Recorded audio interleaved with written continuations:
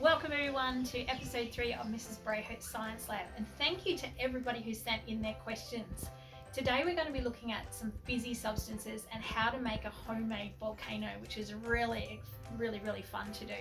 But first of all, one of our year 6s said to me on Showbie, Mrs. Brayho, if I used another type of sweet, would it work with the same way? And when I did some investigation, I actually found out that it wasn't actually this type of sweet, but the surface of the Mentos that actually made the fizz and the bubbles. Because what happens is that a Mentos is actually quite rough on its surface.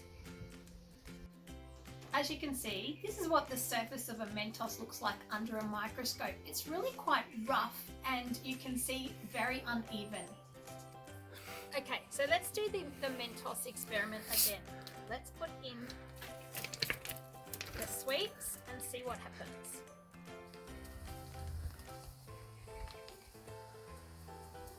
Okay, so we got the fizz just like we did last time.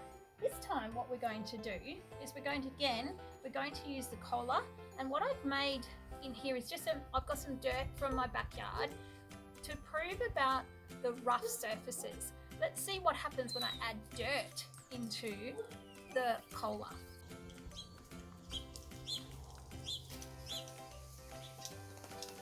Even bigger spurt up in the air because, again, as we were talking about, it's actually the roughness of the Mentos which makes the fizz and not the sweet.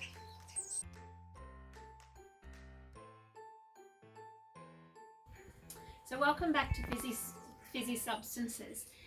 Evie and Nora have asked on Showbie whether I can make a homemade volcano.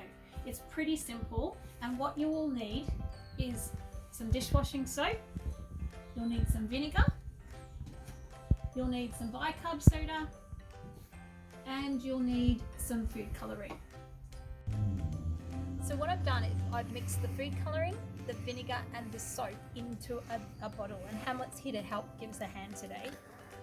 So in this jar I've mixed the bicarb and some water, so about half a cup of bicarb and some water, and I've mixed it together into a sludge.